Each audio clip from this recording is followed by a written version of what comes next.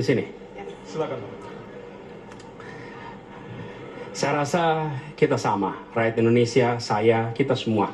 Bahwa kita menginginkan sebuah negeri di mana praktek korupsi diberantas hingga tuntas. Pemerintah memberikan pelayanan yang terbaik.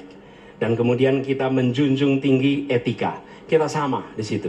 Karenanya saya ingin sampaikan kepada semua bahwa saat ini kita di persimpangan jalan antara tetap menjadi negara hukum di mana kekuasaan dikendalikan oleh hukum, atau kita menjadi negara kekuasaan di mana hukum diatur dan dikendalikan oleh penguasa. Oke? Dalam situasi itu saya ingin sampaikan kini adalah sebuah gerakan perubahan. Kita sama-sama. Kita ingin mengembalikan tetap menjadi negara hukum di mana kekuasaan dikendalikan. Dan saya ingin sampaikan bahwa etika dijunjung tinggi. Ketika terjadi pelanggaran etika, jangan bersembunyi di balik keputusan hukum.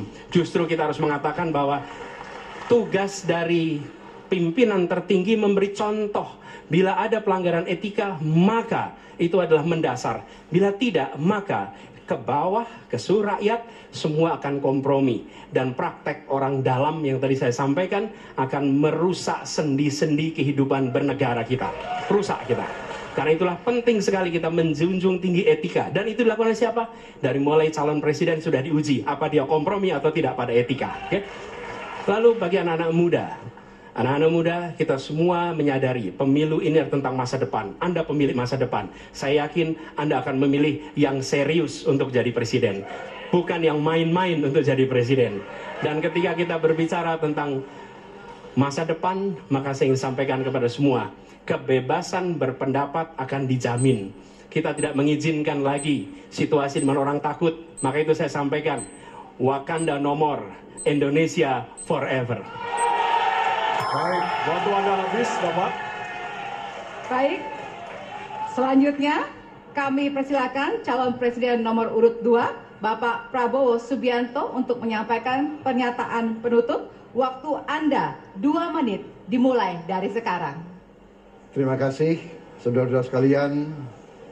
Kita harus selalu ingat bahwa kemerdekaan ini didapatkan melalui proses yang sangat panjang, perjuangan yang sangat panjang, berganti-ganti negara-negara lain datang menindas kita, merampas kita, dan ini adalah hukum sejarah manusia. Yang kuat akan menindas yang lemah. Kita bersyukur kita sudah bangun suatu negara yang memiliki demokrasi dengan segala kekurangannya. Kita bersyukur semua pemimpin telah membantu menambahkan kemajuan kita. Kita ingin lebih maju, kita ingin lebih baik, kita ingin lebih adil, kita ingin hilangkan kemiskinan, dan kita ingin hilangkan korupsi. Kita negara yang sangat kaya, kekayaan kita luar biasa. Kami, Prabowo Gibran, Koalisi Indonesia Maju, siap melanjutkan fondasi yang sudah dibangun oleh pendahulu-pendahulu kita. Kita yakin Indonesia akan melompat menjadi negara hebat, negara maju, negara makmur, negara adil. Hanya dengan demikian. Tetapi syaratnya kita harus rukun, kita harus bersatu, kita tidak boleh menghasut, memecah belah.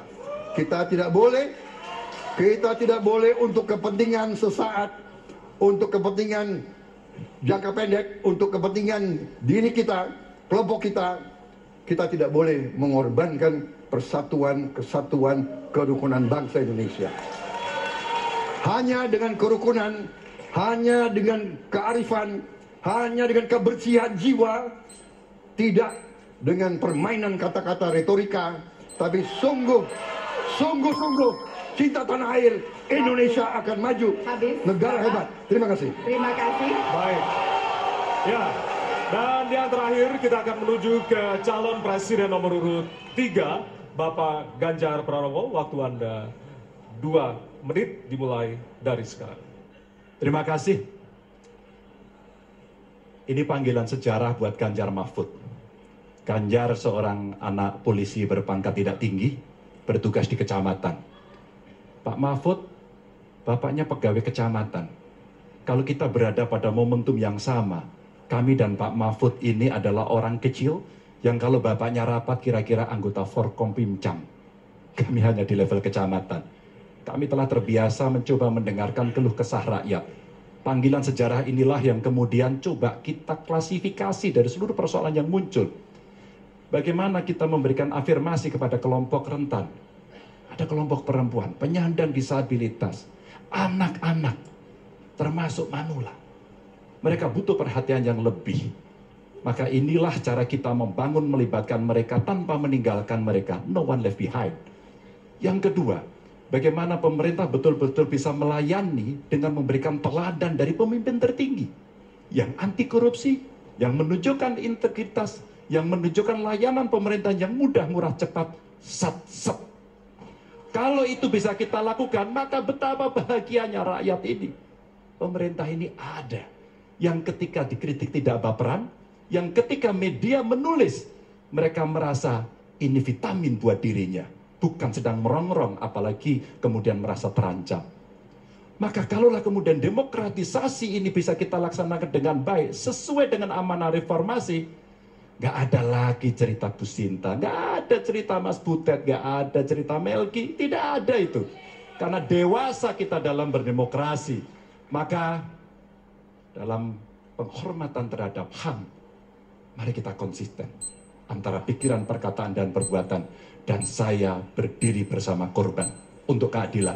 Terima kasih. Mohon maaf kalau ada kata-kata saya yang kurang. Baik, Waktunya habis. Ya. Pas sekali.